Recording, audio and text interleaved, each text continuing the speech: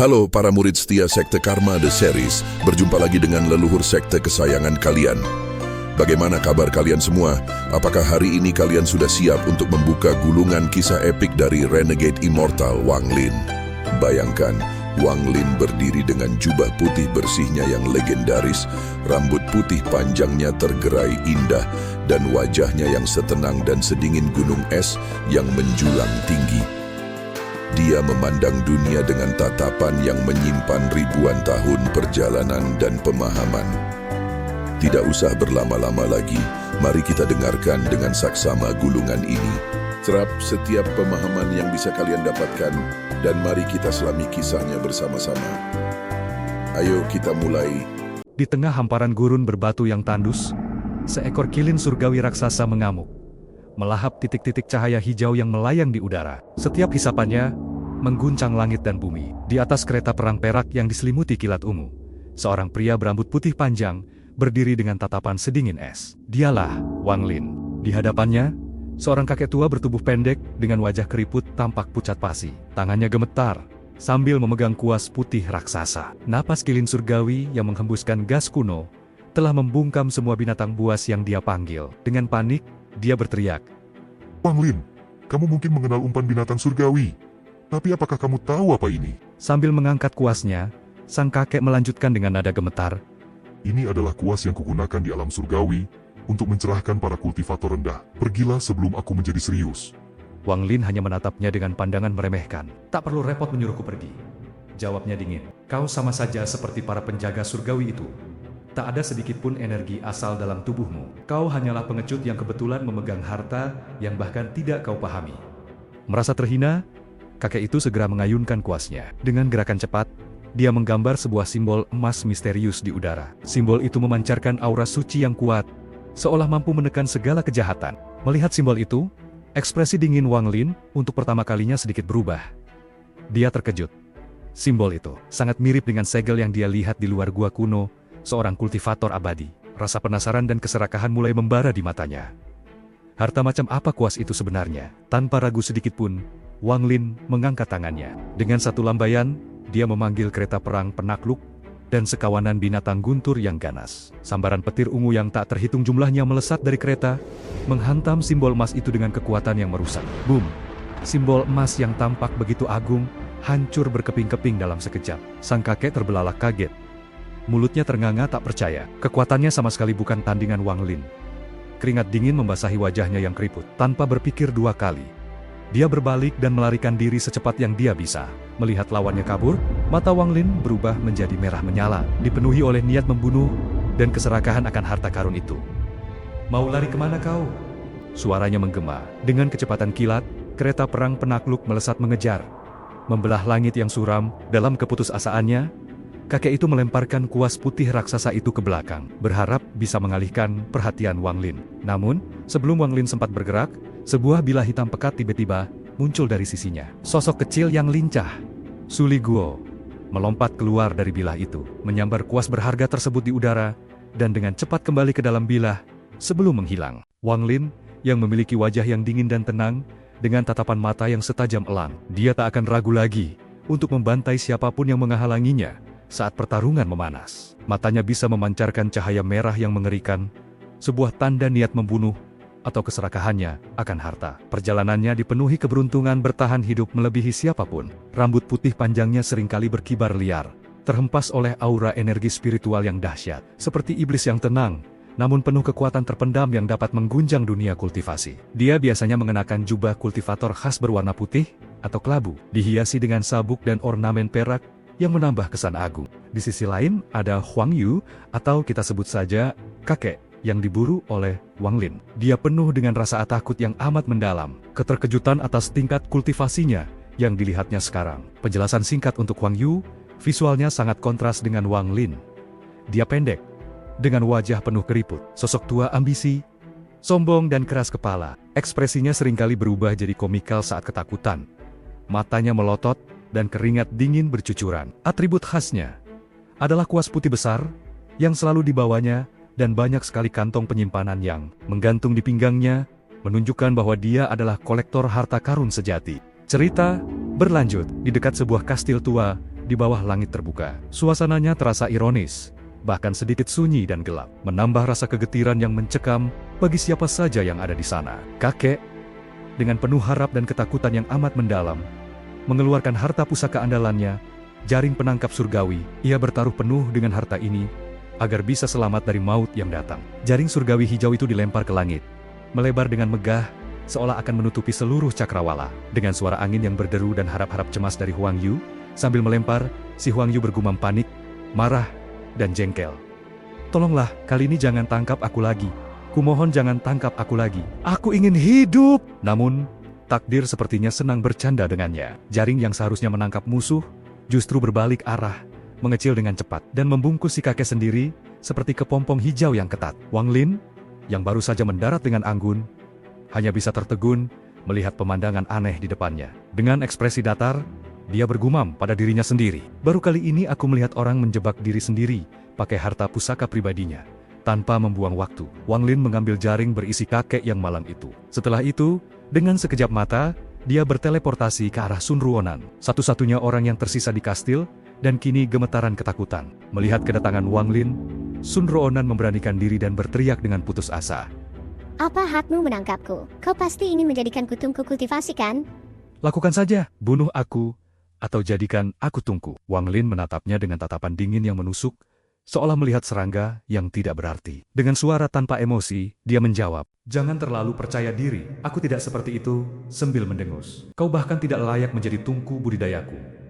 Kalimat itu lebih menyakitkan daripada ancaman kematian manapun. Wang Lin kemudian menyerahkan Sun Ruonan kepada kakaknya, Sun Yunsen, dan dengan tenang melepaskan segel yang mengunci paman mereka. Semua masalah diselesaikan dengan efisiensi yang dingin dan mematikan. Kisah Wang Lin memang penuh dengan momen tak terduga seperti ini. Di dalam menara pemurnian jiwa yang gelap dan sunyi, Wang Lin duduk dengan tenang, matanya terpejam, seolah menyatu dengan kegelapan di sekelilingnya. Namun, ketenangan ini pecah ketika Huang Yu, seorang kultivator tua, gemetar ketakutan di hadapannya. Ia tak berani menatap langsung pada sosok berambut putih yang memancarkan aura dingin mematikan itu. Wang Lin membuka matanya perlahan. Tatapannya tajam, menembus jiwa Huang Yu. Bicara. Perintahnya singkat. Suaranya menggema di ruangan kosong itu. Namaku Bu Huang Yu.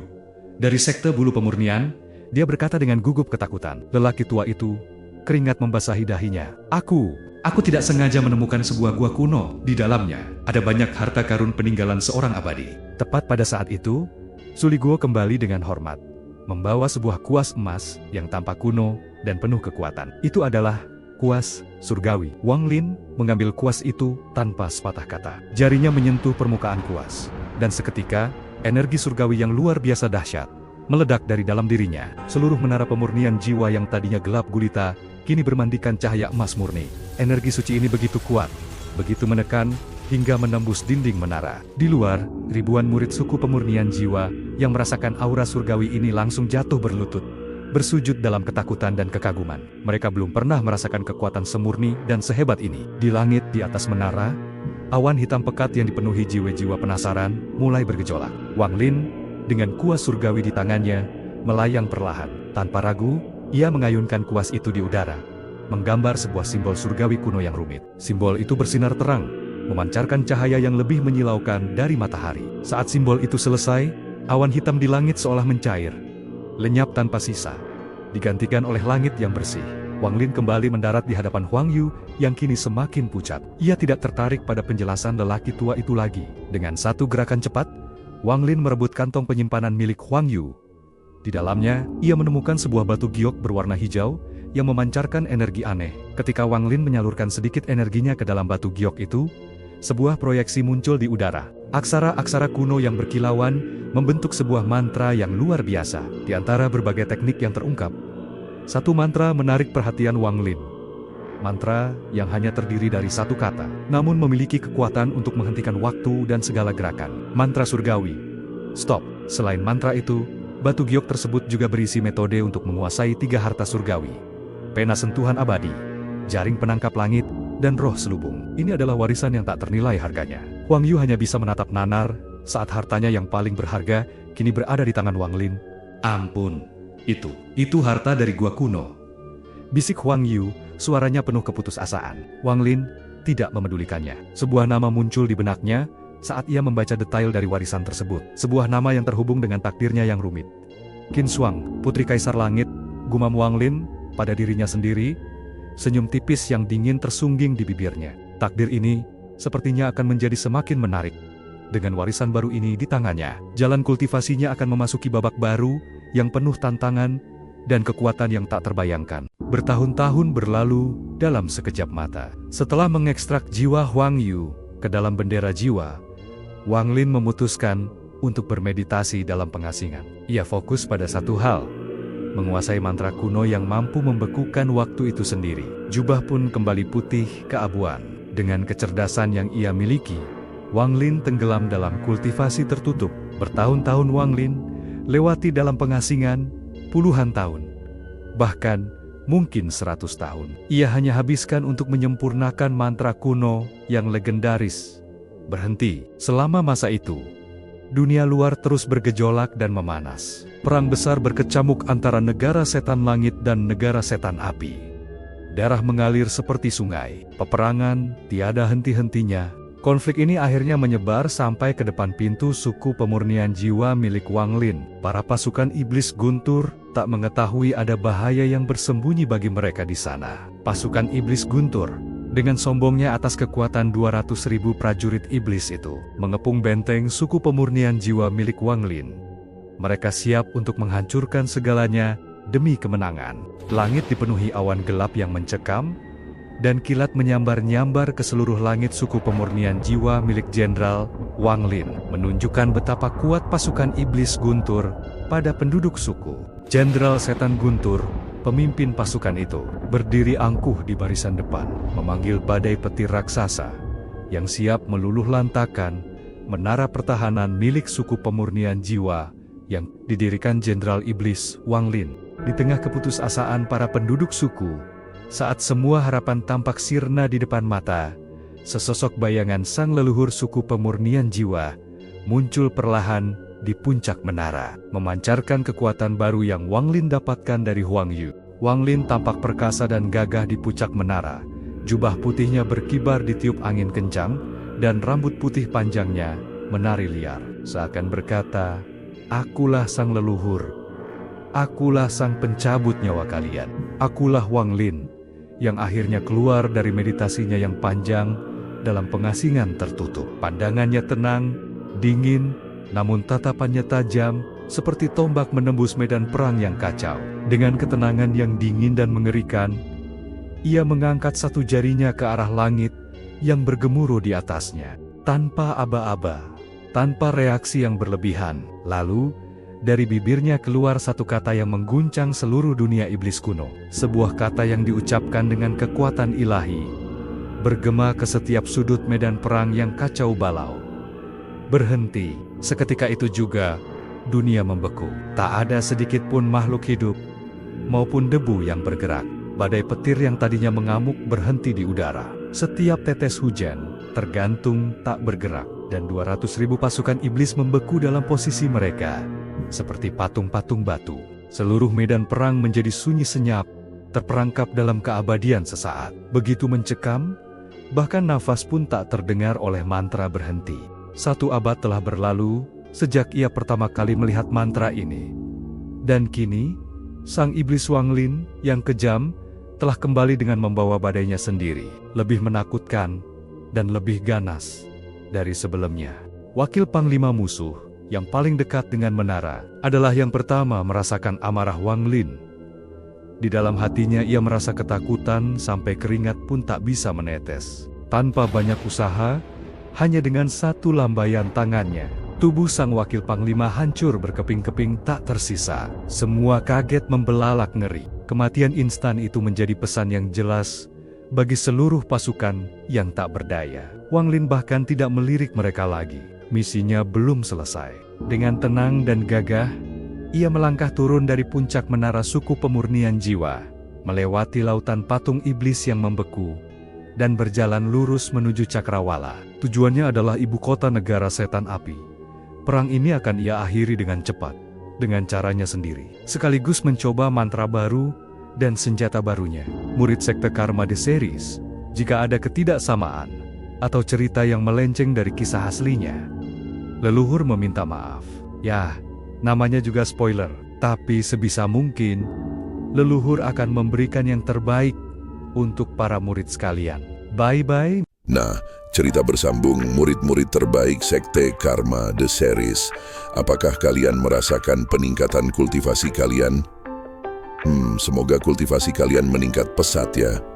Karena kedepannya, leluhur akan mengajarkan apa itu Dao, apa itu spiritual, apa itu esensi, apa itu karma, apa itu hidup dan mati, dan apa itu reinkarnasi. Baiklah para murid sekalian, sampai jumpa di gulungan berikutnya. Supaya Sekte Karma The Series tetap eksis, dukung sekte dengan cara like, berikan komentar, dan subscribe Leluhur Tua Karma. The Series undur diri karena setelah ini leluhur akan melaksanakan kultivasi tertutup. Bye-bye.